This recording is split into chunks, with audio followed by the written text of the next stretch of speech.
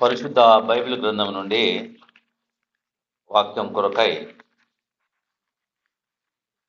యోబు గ్రంథము 1వ అధ్యాయము మొదటి 5 వచనాలను మనము చదువుకుందామండి.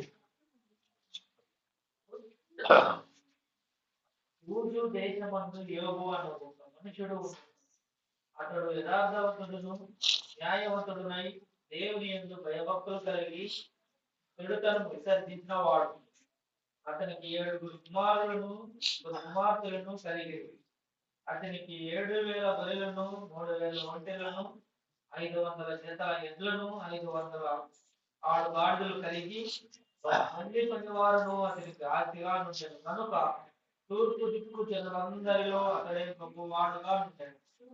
అతని కుమారులందరూ వంతుల చొప్పున అనుదినము ఒకరికొకరు తమ తమ ఇండ్లలో విందు చేయునై కూడినప్పుడు తమ ముగ్గురు అక్క చెల్లెళ్ళు తమతో కలిసి అన్నపానములు పుచ్చుకొనవలెనని వారిని పిలిపించుచూ వచ్చింది. వారి వారి విందు దినములు పూర్తి కాగా యోబు తన కుమారుడు పాపం చేసి తమ హృదయంలో దేవుని దూషించలేమో అని వారిని పిలువనంపించి వారిని పవిత్రపరిచి అరుణోదయమున లేచి వారిలో ఒక్కొక్క నిమిత్తమై దహన బలి నర్పించుచూ వచ్చాను. యోబు నిత్యము అలాగున చేయుచుండెను. ప్రార్థన చేసుకుందాం. జీవాధిపతి అయిన మా ప్రభువా, మీ పరిశుద్ధమైన నామమునకు స్తోత్రం నైనా. వాక్య భాగం ద్వారా మా హృదయాలతో మీరు మాట్లాడుతూ ఉన్నందుకై మీకు స్తోత్రం నైనా. అందరం కూడా అర్థం చేసుకునే మీ ఆత్మ సహాయంను అనుగ్రహిస్తున్నాం, మీ కృపను అనుగ్రహిస్తున్నాం. మేము నిరర్థకం చేసుకోకుండా మా మనసులు నైనా వాక్యమందు నిమగ్నమై ఉండులాగున నైనా జాగ్రత్త పడటానికి కూడా మీరు సహాయం చేయండి. అన్ని విషయాల్లో మీరు దయపాలిస్తారని మా ప్రభువైన యేసుక్రీస్తు నామమున ప్రార్థన చేసుకొని ప్రతిమాలి మీ కృపను బట్టి ధ్యానం చేస్తున్నాం తండ్రి, ఆమేన్. ప్రభునందు ప్రియమైనటువంటి వాళ్ళరా, యోబు గ్రంథం, యోబు అనే మాటకు అర్థం శ్రమల ద్వారా తిరిగి వచ్చిన వాడు అని అర్థం. యోబు గ్రంథము రాయబడినటువంటి కాలం మనకైతే తెలీదు. ఇది ఈ యోబు గ్రంథము కీర్తనల గ్రంథాన్ని ఆనుకొని చేర్చబడ్డది. కారణం ఏంటంటే ఇది కూడా పద్యభాగం లాగానే, కీర్తన లాగానే ఈ గ్రంథము రాయబడింది. కాబట్టి కీర్తనలకు అనుగుణంగా ఉందని చెప్పేసి కీర్తనల గ్రంథం దగ్గర ఈ యొక్క గ్రంథాన్ని చేర్చారు. యోబు గ్రంథాన్ని గురించి చాలామంది చాలా రకాలైన అభిప్రాయాలు కలిగినటువంటి వారుగా ఉన్నారు. అంటే అదంతా ట్రాష్, ఊహించి రాసినారు అని అభిప్రాయాలు కలిగినటువంటి వారు ఉన్నారు. అటువంటి అభిప్రాయాలను కొట్టివేస్తూ పాత నిబంధన గ్రంథంలోను క్రొత్త నిబంధన గ్రంథంలోను యోబును జ్ఞాపకం చేస్తూ ఉండటం మనం చూస్తూ ఉన్నాం. యాకోబు పత్రికలో, క్రొత్త నిబంధన యాకోబు పత్రికలో యోబు యొక్క సహనాన్ని గురించి మీరు వింటిరి కదా అని. కాబట్టి యోబు అది అందరూ అనుకుంటున్నట్లుగా ఏదో ఊహించి రాసినటువంటిది ఇది కాదు, అది నిజంగా ఉన్నది. ఇంకొక చోట రెఫరెన్స్ ఇవ్వబడింది యోబును గురించి అంటే అర్థం ఏంటంటే అది నిజంగా ఉంది కాబట్టి యోబు గ్రంథంలో మనకు సంఘం యొక్క సత్యాలు అనేకం పరిశుద్ధాత్మ దేవుడు మనకు తెలియపరుస్తూ ఉన్నాడు.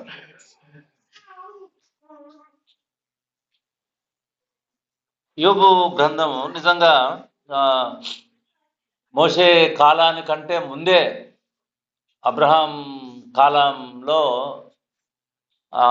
ఈ అబ్రహాము వాళ్ళతో సమానుడో అంతకంటే ముందుగా ఉన్నవాడో ఆ వివరాలు అయితే తెలియదు, కానీ ఆ కాలాల్లో ఉన్నటువంటి వాడు.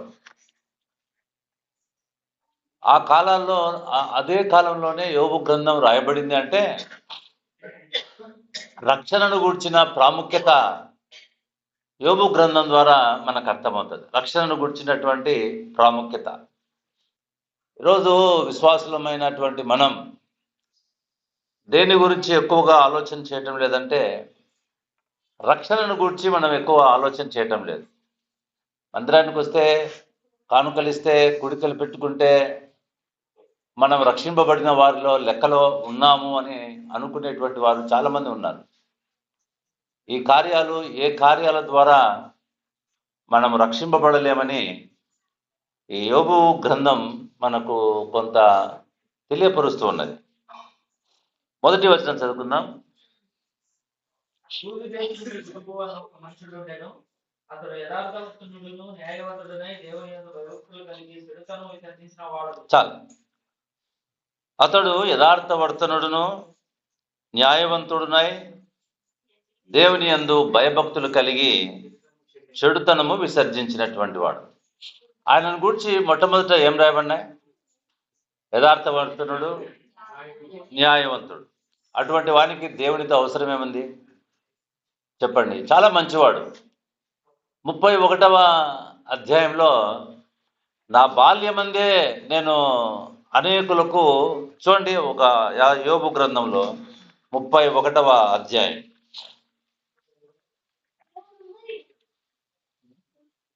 22వ వచనం. నేను ఎలాగూ చేయలేదు, నా బాల్యము మొదలుకొని దిక్కులేని వాడును తండ్రి భావంతో నన్ను భావించి నా యుద్ధ తిరిగిను. నేను బాల్యము మొదలుకొని, ఎప్పటి నుంచి? బాల్యం మొదలుకొని నా తల్లి గర్భమందు పుట్టిన నాట నుండి, ఎప్పటి నుండి? తల్లి గర్భమందు పుట్టిన నాట నుండి దిక్కులేని వానికి నేను మార్గదర్శన అయితిని. బాల్యంలోనే ఆయన యథార్థవర్తనుడు, తర్వాత న్యాయవంతుడు. అతడు న్యాయవంతుడునై దేవుని యందు భయభక్తులు కలిగి, ఏం కలిగినండి ఆయనకు? అంటే అంతకుముందు ఏం లేనివాడుగా ఉన్నాడు, న్యాయవంతుడుగా ఉన్నాడు, యథార్థవర్తనుడుగా ఉన్నాడు, కానీ భయం లేనటువంటి వాడు, దేవుని భయం లేనటువంటి వాడు. అందుకనే యథార్థవర్తనుడై దేవుని యందు భయభక్తులు కలిగి చెడుతనము విసర్జించినటువంటి వాడు. బాల్యం మొదలుకొనే అంత మంచి క్యారెక్టర్, ప్రవర్తన ఉంటే మరి ఆయనలో ఉన్న చెడుతనం ఏంటి? ఆయనలో ఏం చెడుతనం ఉంది? వాక్యంలో రాయబడుతోంది ఏమని? భయభక్తులు కలిగి యథార్థవర్తనుడే, న్యాయవంతుడే, కానీ ఆయనలో ఏముంది? చెడుతనం ఉంది ఆయనలో. చాలా మంది మనం ఏమనుకుంటామంటే మాలో ఏమీ లేదు అని మనం అనుకుంటూ ఉంటాం. ఎక్కువగా మనల గురించే ఆలోచన, ఈ లోక విషయాలే మనం ఆలోచన చేస్తూ ఉంటాం. మనలో ఉన్న చెడుతనాన్ని గురించి, ఆ చెడుతనం మనల్ని ఏం చేయబోతుందో దాని గురించి మనం ఆలోచన చేయటం లేదు. ఆయన దేవుని యందు భయభక్తులు కలిగి, దేవుని యందు భయభక్తులు ఎట్లా వస్తాయి? దేవుని యందు భయభక్తులు ఎట్లా వస్తాయి? ఊరికేనే దేవుని యందు భయభక్తులు కలిగి ఉండటానికి రావు. దేవుని యందు భయభక్తులు కలిగి ఉండటానికి కారణం ఏంటంటే, హెబ్రీలకు రాసినటువంటి పత్రిక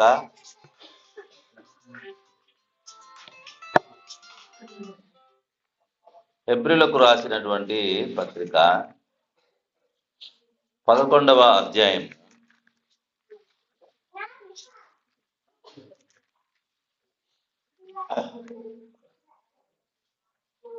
7వ వచనం. విశ్వాసమును బట్టి, నేను చదువుతాను. విశ్వాసమును బట్టి నోవహు అది వరకు చూడని సంగతులను గురించి దేవుని చేత హెచ్చరింపబడి భయభక్తులు గలవాడై తన ఇంటి వారి రక్షణ కొరకు ఒక ఓడను సిద్ధం చేసెను. విశ్వాసమును బట్టి అనే మాట రాయబడింది. విశ్వాసమును బట్టి అంటే అర్థం ఏంటి? విశ్వాసమును బట్టి అంటే అర్థం ఏంటి? ఆ మాటకు అర్థం ఏమిరా అంటే ఆయన మరణ పునరుద్ధానమును బట్టి అని అర్థం. విశ్వాసము వినుట వలన విశ్వాసమును బట్టి, ప్రభువును బట్టి. ఆయన ఏం చేశాడంటే, నోవహు ఒకప్పుడు ఏం లేనివాడు, భయభక్తులు లేనటువంటి వాడు, లోకంలో జీవించేటువంటి వాడు. ఆయన ఏం చేసినంట, అది వరకు చూడని సంగతులను గురించి దేవుని చేత హెచ్చరింపబడి, ఏ సంగతులు చూసినాడు? అది వరకు చూడని సంగతులు. అది వరకు ఆయన ఏం చూడలేదు? వర్షం అనేది చూడలేదు. ఆ వర్షంలో ఈ విధంగా లోకం మునిగిపోతుందన్న విషయం ఊహకందనిది. ఆ విషయాలు చెప్పినప్పుడు అతడు భయభక్తులు కలిగిన వాడై ప్రభు చెప్పినట్లుగా తన ఇంటి వారి రక్షణ కొరకు, వారు నాశనం కాకుండా ఉండటానికి, ఆ నీళ్ళ ద్వారా వాళ్ళు రక్షణ పొందడానికి ఒక ఓడను సిద్ధం చేసుకున్నాడు. ఎంత ఆశ్చర్యకరంగా ఉంటుందో చూడండి, విశ్వాసమును బట్టి. అందుకనే దేవుని వాక్యంలో రాయబడింది, రోమిలకు రాసిన పత్రికలో, వినుట వలన విశ్వాసం కలుగును, వినుట క్రీస్తును గూర్చిన మాట వలన కలుగును. వినాలి, వింటేనే. అయితే ఇప్పుడు ఆలోచన చేద్దాం, యోబు విన్నాడా లేదా? నోవహు విన్నాడండి, దేవుని చేత హెచ్చరింపబడినాడు. హెచ్చరింపబడిన వెంటనే భయభక్తులు కలిగి ఉన్నాడు. అయితే నోవహు ఏమీ తెలియటం లేదు.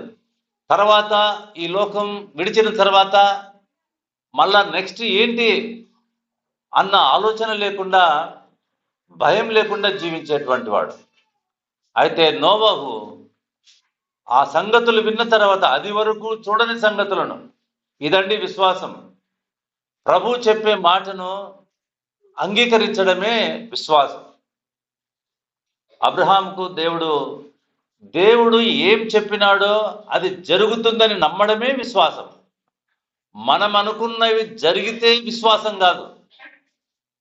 దేవుడు ఏమి వాగ్దానం చేసినాడో అవి తప్పక జరుగుతుంది అని విశ్వాసం ఉంచడమే విశ్వాసం, నీవనుకున్నట్లుగా కాదు. కాబట్టి ప్రభునందు ప్రేమైనటువంటి వాళ్ళరా, నోవహు విశ్వాసం ఉంచి అది వరకు చూడని సంగతులను గురించి, మనం కూడా కొన్ని సంగతులను చూడలేదు. ఏం సంగతులు చూడలేదు? ఆయన రాకడా, అసలు ఆయన మరణము, పునరుద్ధానం కూడా మనం చూడలేదు. అవన్నీ కూడా దేవుని చేత మనం కూడా సువార్త మనకు వినిపింపబడుతూ, నోవహు వలె, యోబు వలె మనం కూడా విశ్వాసం ఉంచేవారుగా ఉండాలి. మన ప్రవర్తనను మార్చుకునేటువంటి వారుగా ఉండాలి. నోవహు ఒకప్పుడు భయభక్తులు లేనటువంటి వాడు. ఎప్పుడైతే దేవుని చేత హెచ్చరింపబడినాడో ఆయన తన ఇంటి వారి రక్షణకు అంత విలువ ఇచ్చాడు. యోబు నువ్వు చూస్తే, యోబులో యథార్థవర్తనుడును, న్యాయవంతుడు. ఇంకా ఆయన దేవుని అంగీకరించడానికి అవసరం ఏముంది?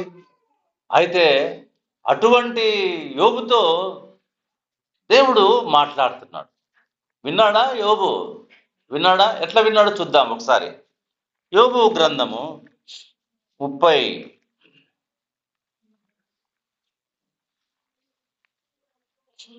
42వ అధ్యాయము 5వ వచనం.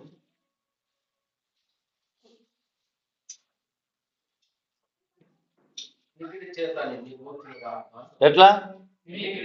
వినికిడి చేత అంటే ఏం చేయలేదు, ఏం చూడలేదు యోబు? విన్నాడు సువార్త. ఏమండి? సువార్త విన్నాడు. వినికిడి చేత నిన్ను గూర్చిన వార్త నేను వింటిని, అయితే ఇప్పుడు నేను కనులారా నిన్ను చూచుతున్నాను. కావున నన్ను నేను అసహ్యించుకొని ధూళిలోను బూడిదలోను పడి పశ్చాత్తాపడుతున్నాను. చూడండి, వినికిడి చేత తనకు తానుగా అసహించుకున్నాడు. ఎంత పనికిరాని జీవితం రానది. అటువంటి పనికిరాని జీవితం కలిగిన నన్ను దేవాది దేవుడు సృష్టికర్త ప్రేమించడం, రక్షించడం ఆయనకు గొప్ప సంతోషం కలిగింది. అందుకనే తనకు తానుగా అసహించుకుంటున్నాడు. ఎంత అసహ్యం రా నా జీవితం, దేవుని యందు భాగ్యకరంగా నన్ను మార్చినాడు. అందుకనే వినికిడి చేత నిన్ను గూర్చి ఎవరైనా సరే సువార్తను వినాలండి. ఎవరైనా సరే సువార్తను వినాలి. సువార్తలో ఉన్న భాగ్యం ఏమిరా అంటే వినుట వలన విశ్వాసం కలుగు. అది ఎవరు అనుగ్రహించే విశ్వాసము అని మనం ఆలోచన చేస్తే ఎఫెసీయులకు రాసిన పత్రిక 2వ అధ్యాయం 8వ వచనంలో చూడండి.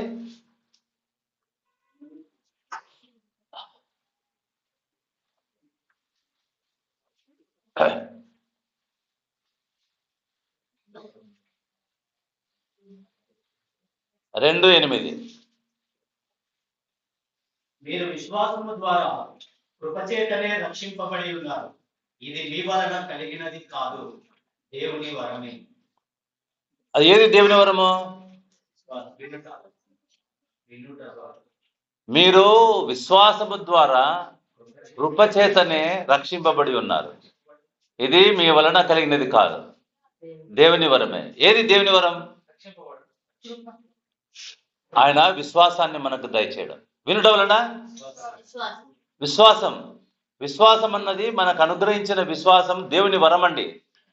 అందుకనే దేవుడు అనుగ్రహించిన విశ్వాసము అనే వరము కలిగినటువంటి వారు ఎన్ని పరిస్థితులు వచ్చినా, ఎన్ని ఆటంకాలు వచ్చినా వారు తొట్టిల్లనండి. తమకు తాముగా విశ్వాసంలో ఉందాము అనుకునేటువంటి వారు పరిస్థితులు మారిపోతేనే వాళ్ళు విడిచిపెడతారండి. దేవుడు అనుగ్రహించే విశ్వాసానికి, సువార్తను విని వచ్చేటువంటి విశ్వాసం, ఇది దేవుడు అనుగ్రహించిన విశ్వాసం. అందుకనే ఈ రోజు వరకు మనం అన్ని పరిస్థితుల్లో కొనసాగుతున్నామంటే అది ఆయన అనుగ్రహించిన విశ్వాసం కాబట్టి. అది మన విశ్వాసం అంటే మనం ఏం చేస్తా ఉంటే ఎప్పుడూ ఆ విశ్వాసాన్ని విడిచిపెట్టేటువంటి వారు. అందుకనే ప్రభునందు పిల్లరా, మళ్ళా మనం చదువుకుందాం. మీరు విశ్వాసము ద్వారా కృపచేతనే రక్షింపబడి ఉన్నారు. ఇది మీ వలన కలిగినది కాదు, దేవుని వరం. కింద ఏం రాయబడింది? అది క్రియల వలన కలిగినది కాదు. అది క్రియలంటే నేను మంచిగా ఉండటం వలన, నేను బుద్ధిమంతుడుగా లోకంలో ఉండటం వలన దేవుడు నన్ను రక్షించుకున్నాడు కాదు. అది క్రియల వలన కలిగినది కాదు కనుక ఎవడునూ అతిశయపడ వీలు లేదు. అది కేవలం నీవు, నేను, మనం ఇక్కడ ఉన్నటువంటి మనకు విశ్వాసాన్ని ఎవరు అనుగ్రహించినారు? అది వరకు చూడని సంగతులను గూర్చి, ఆయన మరణము పునరుద్ధానాన్ని గూర్చి మనం చూడలేదండి. అయితే పరిశుద్ధాత్మ దేవుని ద్వారా మనకు సువార్తను ప్రకటిస్తున్నటువంటి వారిని బట్టి, మా పాపముల కొరకై ప్రభు చనిపోయినాడు, సమాధి చేయబడ్డాడు, తిరిగి 3వ దినాన లేచాడని 2024 సంవత్సరాల కిందట జరిగిన కార్యాన్ని నీలో పరిశుద్ధాత్మ దేవుడు విశ్వసించేలాగున కార్యం చేస్తా ఉన్నాడు. ఇది ఆయన అనుగ్రహించిన విశ్వాసమే. ఆయన అనుగ్రహించిన విశ్వాసం ఉన్న వాళ్ళు అన్ని స్థితులలో ఆయన కొరకు నిలిచి ఉంటారు. నాకు ఆరోగ్యం బాగైంది, అప్పటి నుంచి నేను దేవుడిని నమ్ముకున్నాను అన్న విశ్వాసం కలిగినటువంటి వారు అంతకంటే మించిన అనారోగ్యం వస్తే వాళ్ళు ఏం చేస్తారు? దాన్ని విడిచిపెట్టి వెళ్ళిపోతారు. అందుకని 1 కొరింథీయులకు రాసిన పత్రిక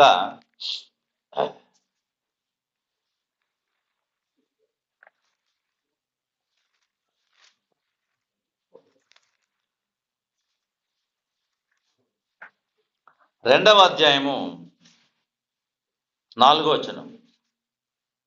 నీ విశ్వాసము జ్ఞానమును ఆధారము చేసుకొనక. ఏమంట? మీ విశ్వాసము మనుషుల జ్ఞానాన్ని ఆధారం చేసుకొనక. అంటే అర్థం ఏంటి? మనుషుల జ్ఞానాన్ని బట్టి ఏమండి కొంతమంది విశ్వాసం ఉంచుతున్నారండి. మీ విశ్వాసము, మళ్ళా చదవండి. నీ విశ్వాసము మనుషుల జ్ఞానమును ఆధారము చేసుకొనక దేవుని శక్తిని ఆధారం చేసుకొని ఉండవలసి నేను మాట్లాడినను ప్రకటించినను జ్ఞానయుక్తమైన తీయని మాటలు మాట్లాడుకోకుండా పరిశుద్ధాత్మయు దేవుని శక్తియు కనపరచు దృష్టాంతములనే చూడండి. ప్రభునందు పిల్లరా, పౌలు భక్తుడు ఏదో కథలు చెప్పినటువంటి వాడు కాదు. ఆయన ఏం చేసినాడంట, మీ విశ్వాసము దేవుని శక్తిని మాత్రమే ఆధారం చేసుకుని ఉండాలని లేఖన భాగాల్లో పరిశుద్ధాత్మ దేవుడు గ్రంథస్థం చేసిన అంశాలని ఎత్తి మనకు తెలియపరుస్తూ మన విశ్వాసాన్ని ఆయన బలపరుస్తున్నాడు. మనుషుల జ్ఞానాన్ని ఆధారం చేసుకునే విశ్వాసం ఎట్లుంటుందంటే, నేను అక్కడికి పోయినాను, అక్కడికి పోతేనే నాకు బాగైంది అని నీకు చెప్తారు, నువ్వేం చేస్తావు? అదేలాగున నువ్వు కూడా, ఇది ఎటువంటి విశ్వాసం? మనుషుల జ్ఞానాన్ని ఆధారం చేసుకునే విశ్వాసం. కాబట్టి సువార్తను వినడమే నిజమైన విశ్వాసం. అందుకనే దేవుని శక్తిని పరిశుద్ధాత్మ దేవుడు కనపరిచే దృష్టాంతములనే పౌలు భక్తుడు సువార్త ఆధారం చేసుకొని చెప్పాడండి. ఒక చిన్న ఉదాహరణ చెప్తా. ఆ చిన్న ఉదాహరణ ఏంటంటే, కాపరిగా ఉన్నటువంటి, గొర్రెల కాపరిగా ఉన్నటువంటి దావీదు భక్తుడు బాలుడా యవనుడా?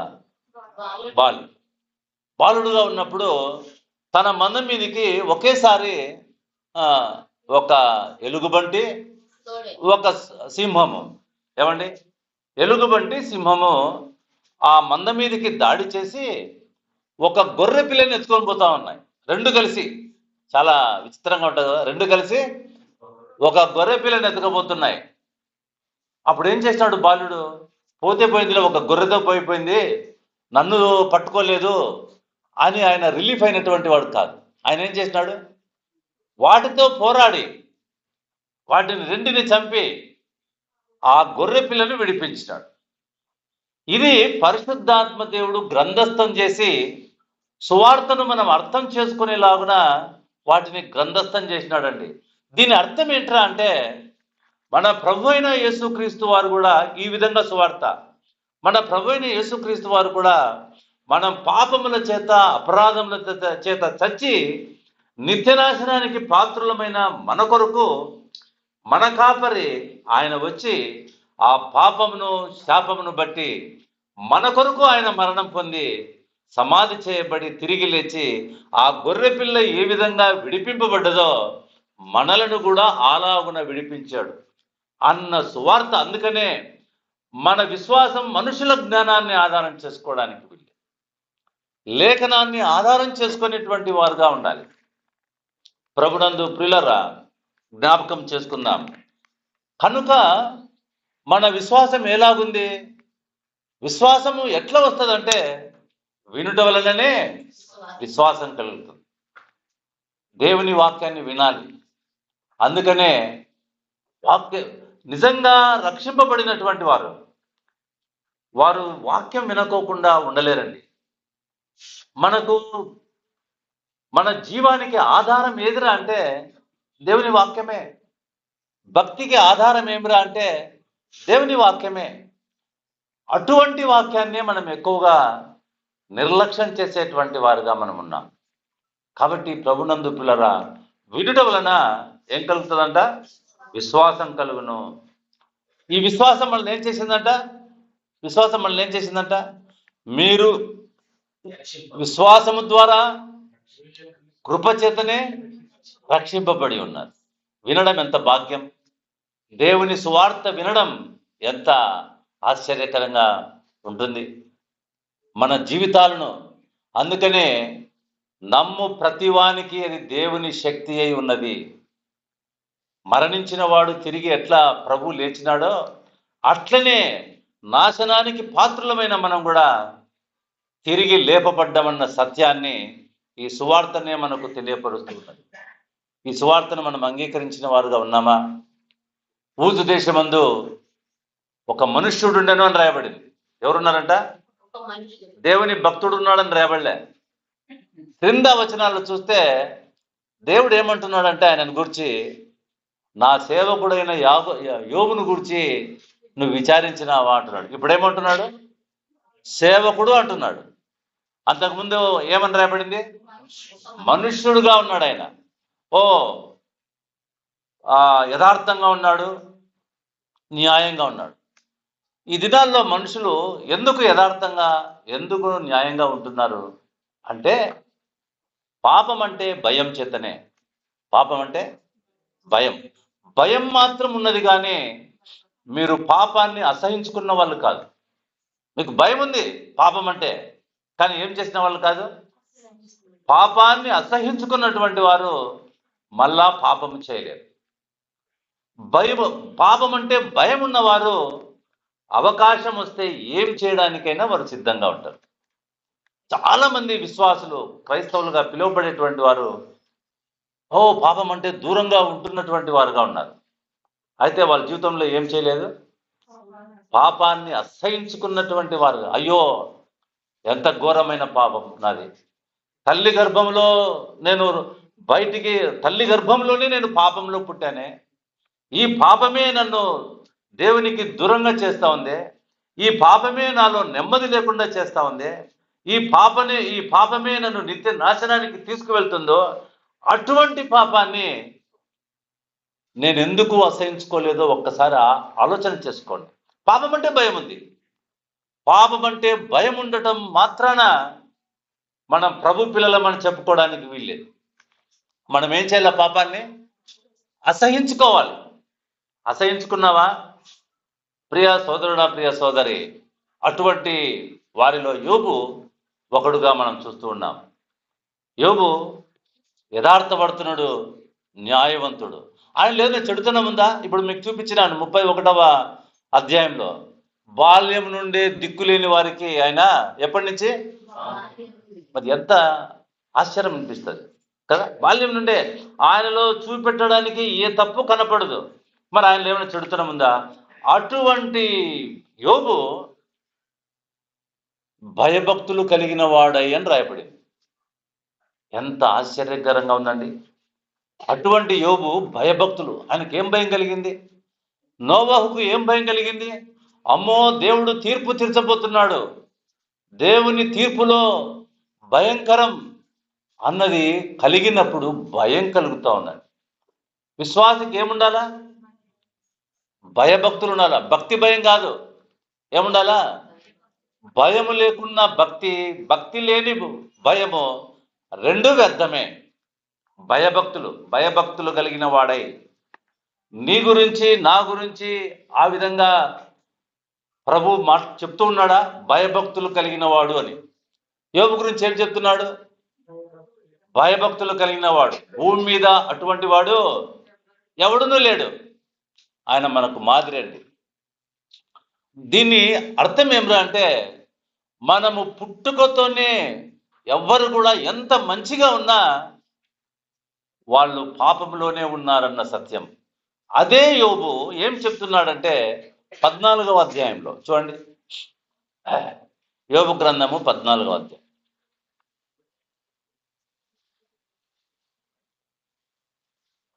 చదవాలా? స్త్రీ కలిగిన నరుడు కొద్ది దినముల వాడై మిక్కిలి బాధలందును. పువ్వు వికసించినట్లు వాడు పెరిగి వాడిపోవును. నీడ కనబడకపోవునట్లు వాడు నిలువక వాడిపోవును. అట్టి వాని మీద నీవు కనిదృష్టి ఉంచి ఉన్నావు. తీర్పు నొందుకై నన్ను నీ ఎదుటికి రప్పించి ఉన్నావు. పాప సహితుల్లో నుండి పాపరహితుడు పుట్టగలిగిన ఎంత మేలు. ఏమంటున్నాడు? పాప సహితుల్లో నుండి పాపరహితుడు పుట్టగలిగిన. ఎందుకు భయమైంది యోబుకు? అమ్మో, మన ప్రవర్తనను బట్టి మనము దేవుని సన్నిధికి చేరలేము. ఎందుకంటే మళ్ళా చదువు బ్రదర్, అది పాప సహితునిలో నుండి పాపరహితుడు ఎంత మేలు అంటే అర్థం ఏంటి? మనం ఎంత యథార్థతగా ఉన్నా, ఎంత న్యాయంగా ఉన్నా మనం ఏం కాలేమో, మంచివాళ్ళం కాలేము. అలాగున ఎవడునూ పుట్టనేరాడు. ఏమండి, ఒకవేళ నువ్వు లోకంలో ఏమి అన్యాయము అక్రమము ఏమి చేయని వారుగా ఉండవచ్చు నువ్వు, కానీ నువ్వు ఎవరంట? పాపమే. అందుకనే దేవుని నీతి మనము ఆపాదించుకోవాల్సిన వారుగా ఉన్నాం. దేవుని నీతి అంటే ఆయన యందు విశ్వాసం ఉంచువాడు మరణంలో నుండి జీవంలోనికి దాటి ఉన్నాడు. మంచి ప్రవర్తన కలిగిన వారు మరణంలో నుండి జీవంలోనికి దాటి ఉన్నారనే వాక్యము మనకు కనబడదండి, లేదు. కనుక ప్రభునందు ప్రియులరా, ఇదే యోబు ఏం చెప్తున్నా అంటే, పాప సహితునిలో నుండి పాపరహితుడు పుట్టగలుగుతాడా? అది అసాధ్యం. ఏమండి, పాపరహితుడు పుట్టగలుగుతాడా? అది అంటే మనమందరం ఎవరు? దావీదు భక్తుడు ఏం చెప్తున్నాడు? నా తల్లి గర్భమందు నేను పాపములోనే పుట్టి ఉన్నా. మనం పాపులమే. ఇది ఎప్పుడైతే ప్రభు మాట్లాడినాడో యోబుతో భయపడిపోయినాడండి. అందుకనే ఏమంటున్నాడు? వినికిడి చేత నిన్ను గూర్చిన వార్త నేను విన్నాను అంటున్నాడు కదా. అదే లాభన ఇప్పుడు మొదటి అధ్యాయంలో చూడండి, న్యాయవంతుడునై దేవుని యందు భయభక్తులు కలిగి ఏమి ఆయనలో ఉన్న చెడుతనం ఏం కనపడుతుంది? ఆయనలో యథార్థత కనపడతా ఉంది, న్యాయం కనపడతా ఉంది. ఏం కనపడడం లేదు? చెడుతనం కనపడడం. ఆయన చెడుతనమును విసర్జించెను అని మనం చూస్తున్నాం. వాక్యము విననంత వరకు ఆయన ఏమనుకున్నాడు? నాకు జవాబు చెప్పాలా? వాక్యం విననంత వరకు ఆయన ఏమనుకున్నాడు? చాలా మంచివాడిని అనుకున్నాడు. ఎప్పుడైతే దేవుని వాక్యం మాట్లాడుతుండగా అయ్యో నాలో చెడుతనం ఉంది అంటున్నాడు. అందుకనే ధర్మశాస్త్రాన్ని పాటించేటువంటి పౌలు భక్తుడు కూడా, నేను ధర్మశాస్త్రాన్ని చక్కగా పాటిస్తున్నాను, అయినా నాలో ఏముంది? నాలో మంచిది ఏది నివసింపదని నేను ఎరుగుదును. నాలో ఏముంది? పాపమునకు అమ్మబడి నేను దాసుడన. ఎంతో కష్టపడి ఆయన ధర్మశాస్త్రాన్ని పాటిస్తున్నాడు. ఇప్పుడు ఏమన్నాడో తెలుసునా? ఆయన ఏమంటున్నాడో తెలుసునా పౌలు భక్తుడు? అయ్యో నేను ఎంత దౌర్భాగ్యుణ్ణి, ఎంత ధర్మశాస్త్రాన్ని పాటించినా నేను ఎక్కడికి పోతున్నాను? మరణానికే. ఇట్టి మరణమునకు లోనైకు శరీరం నుంచి నన్నెవడు విడిపిస్తాడు? ప్రియ సోదరుడా, ప్రియ సోదరి, మనము పాప బంధకాల్లో అంతగా చిక్కుకొని పోయినున్నాం. పుణ్యకార్యాలు చేయడం ద్వారా పాపము పరిహరింపబడదు. భక్తిగా ఉండటం ద్వారా పాపము పరిహరింపబడదు. ప్రభువైన యేసు క్రీస్తు వారిని గూర్చిన సువార్తనే, ఆ సువార్తలో నీ పాపము పరిహరింపబడిందన్న సత్యాన్ని నీవు కనుగొనగలవు. ప్రభునందు ప్రియ సోదరుడా, ప్రియ సోదరి, ఆయనే చెప్తున్నాడు, పాప సహితునిలో నుండి పాపరహితుడు పుట్టగలిగిన ఎంత మేలు. మనం ఆలోచన చేద్దాం. అటువంటి యోబు భయపడిపోయినాడండి. నేను ఇట్లనే ఉంటే ఎల్లకాలం ఇట్లే ఉంటాను అని అనుకున్నాడేమో, మనకు తెలియదు. అయితే ఒకటైతే వాస్తవం, ఆయన పుట్టుకతో అంత నీతి న్యాయంగా ఉన్నా ఆయనలో ఏముంది? చెడుతనం అన్నది ఉంది. చెడుతనమును విసర్జించెను అని రాయబడి. ప్రియ సోదరుడా, ప్రియ సోదరి, మనము విసర్జించిన వారుగా ఉన్నామా? చెడుతనాన్ని అసహించుకునేటువంటి వారుగా మనం ఉంటున్నామా? ఆలోచన. ఎంత భయపడ్డాడు, ఎంత సత్యాన్ని ఆయన విన్నాడు. అది వరకు చూడని సంగతులను గురించి. నోవాహు చూడలే, వాళ్లకు ఊహ కందలే, నీళ్ళు వస్తాయి మునిగిపోతాం అందరు చచ్చిపోతామని.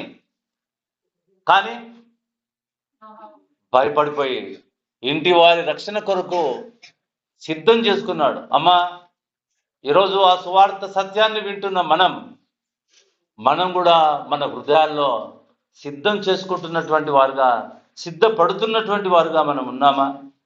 నామకార్థంగా మనం ప్రభు దగ్గరికి వస్తూ, నామకార్థంగా మనం బయటకు వెళ్తూ ఉంటే నష్టపోయేది. అందుకనే భక్తుడు అంటున్నాడు, అయ్యో నేను ఎంత దౌర్భాగ్యుణ్ణి, ఇట్టి మరణానికి లోనొక శరీరం నుంచి.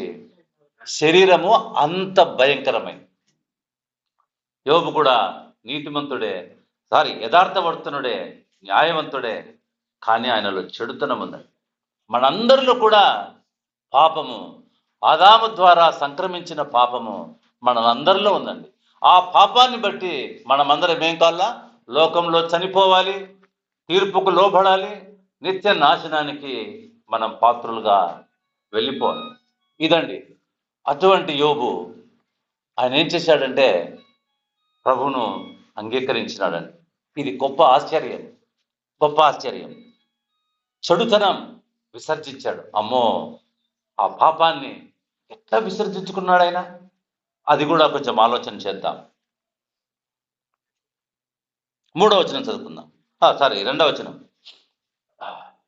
అతనికి 7 కుమారులను 3 కుమార్తెలను కలిగి అతనికి 7,000 గొర్రెలను 3,000 ఒంటెలను 500 జతల ఎడ్లను 500 ఆడు గాడిదలను కలిగి బహుమంది పనివారును అతనికి ఆస్తిగా నుండెను కనుక తూర్పు దిక్కు జనులందరిలో అతడే గొప్పవాడుగా నుండెను. రైట్. ఆయన గొప్పతనాన్ని అసహించుకున్నాడు, ఆయన ఆస్తిని అసహించుకున్నాడు. ఇవేవి అక్కడకు రావు రక్షణకని. గొప్పవాడుగా ఉండటం ఏమండి, అంతకంటే గొప్పవాడు ఎవరు లేరు. ఏమండి, తూర్పు దిక్కు జనులందరిలో ఆయనే అంట గొప్పవాడు. ఆయనతో ప్రభు మాట్లాడుతున్నాడు.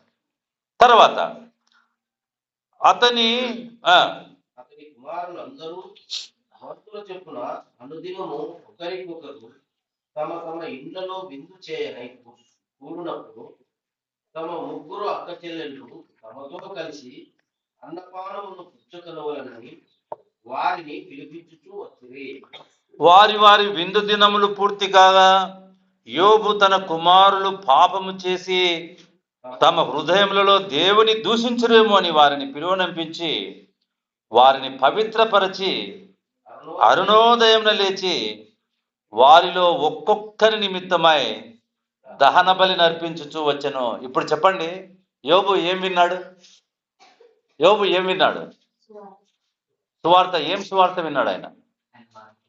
వాళ్ళ కుమారులు పాపం చేసినారేమో అని ఏం చేసేవాడంట ఆయన? అంటే యోబు ఏం విన్నాడు?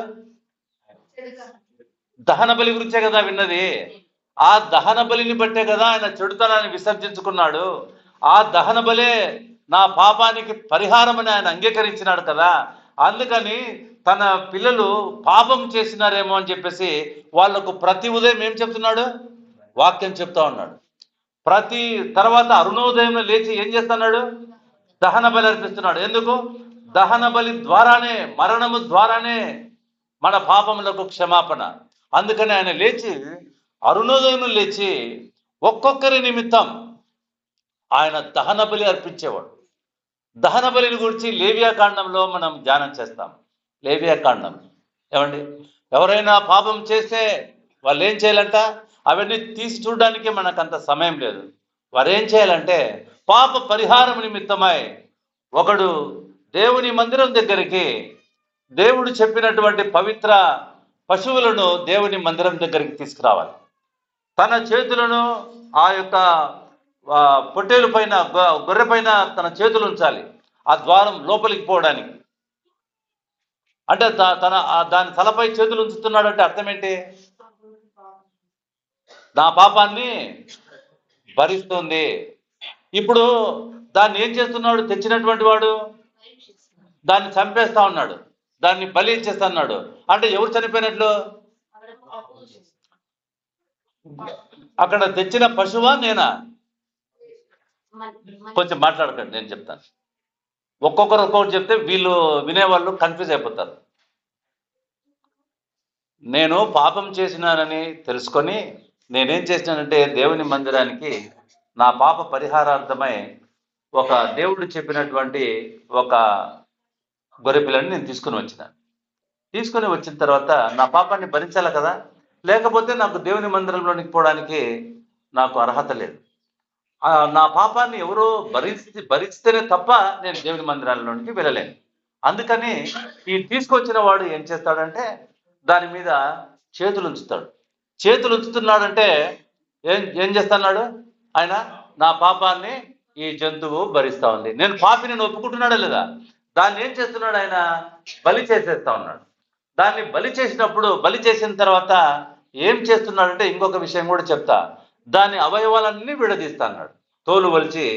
అంటే ఆయన ఏం చెప్తున్నాడంటే ఆ బలి అర్పించేవాడు పైననే ఇది మంచిది, పైన మంచిదే, లోపల కూడా ఇది జబ్బుది కాదు, ఇది కాలు ఇరిగింది కాదు, ఇదిగో అని ఆ యొక్క అవయవాలన్నీ విడదీసి. ఎందుకు అక్కడ విడదీస్తున్నాడు? ఎందుకు విడదీస్తున్నాడు?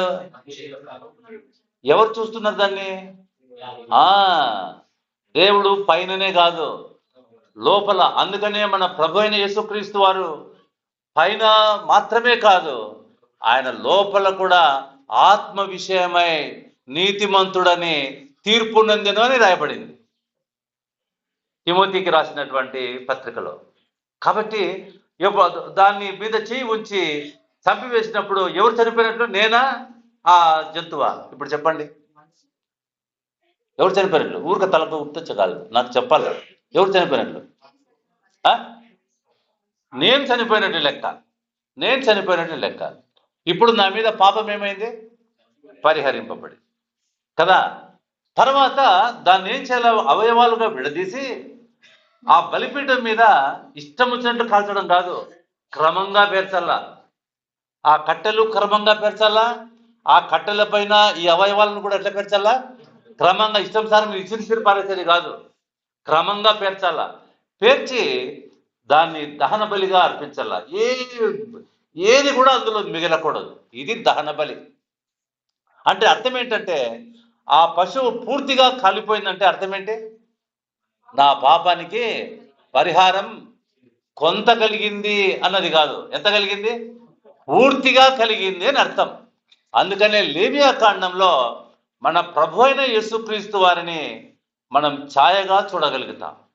ప్రియ సోదరుడా, ప్రియ సోదరి, అందుకనే ఈ దహన బలి గురించి విన్నటువంటి యోబు, అమ్మో ఎంత చెడుతనం నాలో ఉంది, ఆయనే నీతిమంతుడని ఒప్పుకున్నటువంటి వాడే ఏం చేసినాడు? చెడుతనం విసర్జించడము అంటే అర్థం ఏంటంటే ఆ ప్రభువును అంగీకరించడమే. ప్రభువును అంగీకరించకపోవడమే చెడుతనం. నీవు ఎన్నిసార్లైనా సువార్తను వింటూ ఉండవచ్చును, బైబిల్ అంతా నువ్వు కంఠపాఠం పెట్టు ఉండవచ్చును, మందిరానికి డబ్బులు దండిగా ఇస్తున్నటువంటి ఉండొచ్చును, కానీ ప్రియ సోదరుడా, ప్రియ సోదరి, ఆయనను సంపూర్ణంగా అంగీకరించడమే చెడుతనము విసర్జించుకోవడం. నువ్వు సంపూర్ణంగా నీ దేవుడైన యెహోవాను నీ ఆత్మతోనూ పూర్ణ హృదయంతో, ఆ పూర్ణ హృదయంతో మనము ప్రభును. అందుకనే యోబు భక్తుడు పూర్ణ హృదయంతో చెడుతనం విసర్జించెను. ఈరోజు మనలో చెడుతనం ఉందండి, అది ఎవరికి అర్థం కావడం లేదు. నేను వెళ్తున్నానులే, వింటున్నానులే, వస్తున్నానులే, ఎవరికి వాళ్ళు వాక్యం విషయంలో చాలా నిర్లక్ష్యంగా ఉంటున్నారు. ఎవరు చెప్తే ఏముందిలే. కొంతమంది ఏం చేస్తారంటే అందరు చెప్పేది యేసుక్రీస్తు గురించే కదా. దానికి యాకోబు భక్తుడు ఏం చెప్పినాడు తెలుసునా? యాకోబు భక్తుడు ఏం చెప్పాడంటే, ఒకే జలలో నుంచి మంచినీరు చేదు నీరు రాదండి. వస్తే మంచినీరు రావాలి, లేకుంటే చేదు నీరు రావాలి. అందరూ చెప్పేది వాక్యం కాదండి, వాక్యం లాగా ఉండవచ్చును వాళ్ళ జ్ఞానాన్ని ఆధారం చేసుకొని. ఇదిగో దేవుని శక్తిని ఆధారం చేసుకొని ఉండడానికి పరిశుద్ధాత్మ దేవుడు కనుపరుస్తున్న ఈ యొక్క లేఖన భాగాలను నీవు గమనిస్తే నీ హృదయంలో కార్యం జరుగుతుందండి. ఆయన చెడుతనమును విసర్జించినాడు. విసర్జించడమే కాదు, తన వేరే వాళ్ళకు కూడా, కుమారులకు కూడా ఒకవేళ పాపం చేసినారేమో అని ఆయన ఏం చేస్తున్నాడు? ప్రతిరోజు పవిత్రపరుస్తున్నాడు. ఎట్లా పవిత్రపరుస్తున్నాడు? ఏం నీళ్లు పోస్తున్నాడు వాళ్ళకు? ఏం చేస్తున్నాడు? దేవుని గురించి బోధిస్తున్నాడండి. దేవుని గురించి అది పవిత్రపరచుకోవడం.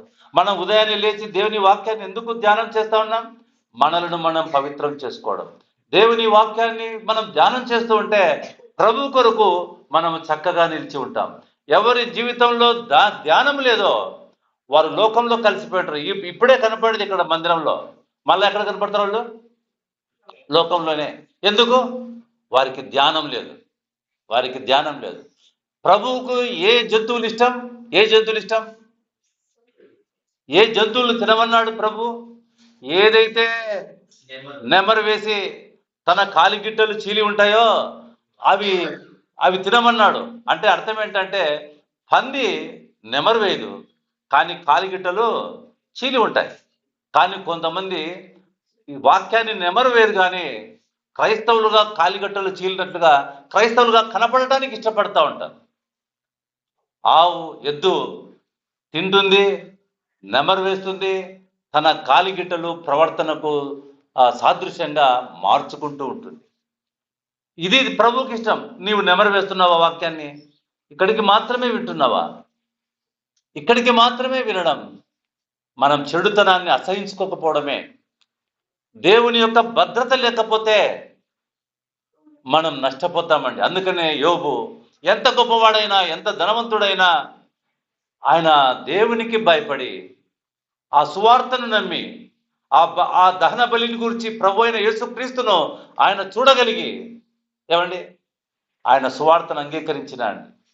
ముందుగా వ్రాయబడిన ఈ గ్రంథంలో ప్రభు అయిన యేసుక్రీస్తును యోబు చూడగలిగిన. అందుకనే వినికిడి చేత నిన్ను గూర్చిన వార్త నేను వింటిని. వినికిడి చేత ఎవరో చూడు, ఇది చాలా ఎన్నిసార్లు చేద్దాం అనుకున్నది.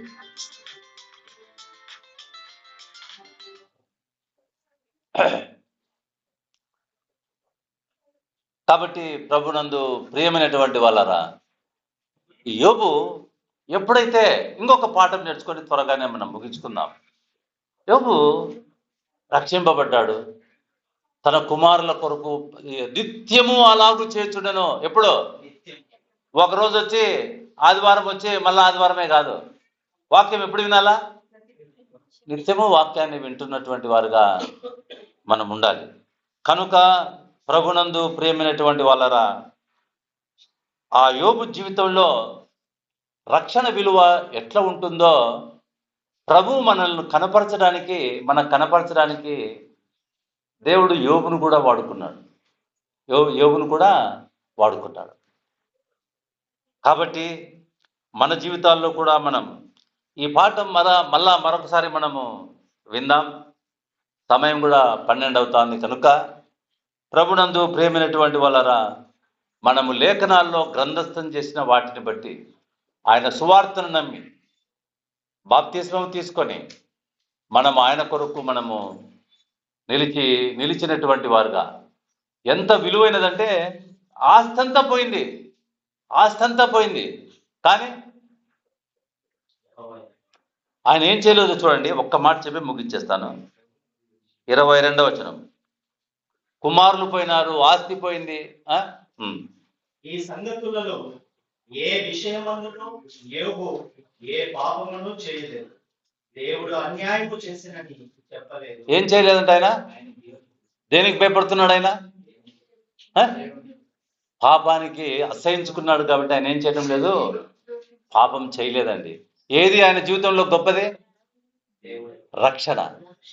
రక్షణ గొప్పది. అందుకని ఆయన అమ్మో ఆస్తి ఎట్లయినా సంపాదించుకోవచ్చేమో, కానీ రక్షణ మళ్ళా మనకు దొరకదు. అందుకనే అంత నష్టమైనా చింతలేదు, నాకు రక్షణ దొరికింది.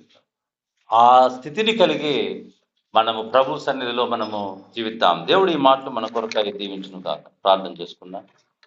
రా నారాయణ స్వామి.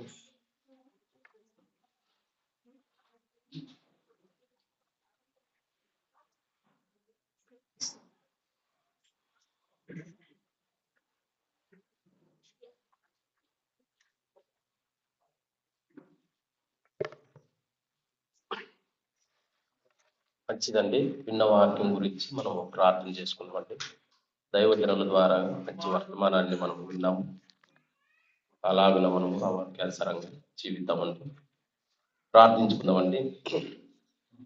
జీవాధిపతిమైన మా ప్రభువా, మీ పరిశుద్ధమైన నామానికి స్తోత్రములైన తండ్రి ప్రభువా, నాయన తండ్రి, ఆరాధన అంతటిలో ప్రభు చుట్టి నాయన తండ్రి ప్రభువా, మీరు బలపరిచినందుకు స్తోత్రములైన తండ్రి. అదే సమయంలో నాయన తండ్రి ప్రభువా, విదాసుల్ని మీ పక్షమున నిలువబెట్టుకొని నాయన తండ్రి, నాయన పరిశుద్ధ లేఖనం నుంచి నాయన తండ్రి, యోగు గ్రంథంలో నుంచి నాయన తండ్రి, యోగు భక్తుల్ని నాయన తండ్రి ప్రభువా, మా ఎదుట మీ దాసు ద్వారా నాయన తండ్రి, ఆయన జీవితంలో నాయన తండ్రి ప్రభువా మాకు వివరింపజేసినందుకు స్తోత్రములు నాయన తండ్రి ప్రభువా. నాయన తండ్రి, ఊజు దేశమందు నాయన తండ్రి యోగు అనుభవం నాయన తండ్రి ప్రభువా, మరి ఆయన నాయన తండ్రి యథార్థవంతుడు, న్యాయవంతుడుగా నాయన తండ్రి ప్రభువా ఉన్నవాడుగా మేము జ్ఞాపకం చేసుకున్నాం నాయన తండ్రి ప్రభువా. అయితే నాయన తండ్రి ప్రభువా, ఆయన విని మిమ్మల్ని గురించి తెలుసుకుని నాయన తండ్రి ప్రభువా, మరి నాయన తండ్రి ఆయన జీవితంలో క్రమంగా మారిన విధానాన్ని మేము జ్ఞాపకం చేసుకున్నాం నాయన తండ్రి ప్రభువా. మంచితనమే కాదు నాయన తండ్రి ప్రభువా, మరి నాయన తండ్రి ఆ పాపమును నాయన తండ్రి ఆయన విసర్జించుకున్నవాడుగా మేము జ్ఞాపకం చేసుకున్నాం నాయన తండ్రి ప్రభువా. మా అనుదిన జీవితాల్లో నాయన తండ్రి ప్రభువా మేము కూడా జ్ఞాపకం చేసుకుంటున్నాం నాయన తండ్రి. నాయన పాపానికే నాయన తండ్రి మేము పాపంలో నాయన తండ్రి ఉన్నామేమో నాయన తండ్రి. మరి నాయన తండ్రి మేము అలాగన నాయన తండ్రి ఆ పాపమును విసర్జించి నాయన తండ్రి ప్రభువా మీ సువార్తను విని మేము మీ రక్షణ భాగ్యంలో మేము కొనసాగుటకు నాయన తండ్రి ప్రభువా మరొకసారి మీ లేఖనముల ద్వారా నాయన తండ్రి మీ వాక్యం చేత మమ్మల్ని వివరించి బలపరిచినందుకు స్తోత్రములు నాయన తండ్రి. మన దిన జీవితంలో క్రమపడి నాయన తండ్రి వాక్యానుసారం నాయన తండ్రి నాయన ప్రభువా మేము ఎదుగునట్లు నాయన తండ్రి మీ కనికరము మీ ప్రేమ మా ఎడల చూపించమని వేడుకుంటున్నాం. మా ప్రభును రక్షకుడే యేసుక్రీస్తు వారి పరిశుద్ధమైన నామమున స్తోత్రములు చెల్లించి ప్రార్థించండి వేడుకుంటున్నాం తండ్రి. మంచిదండి.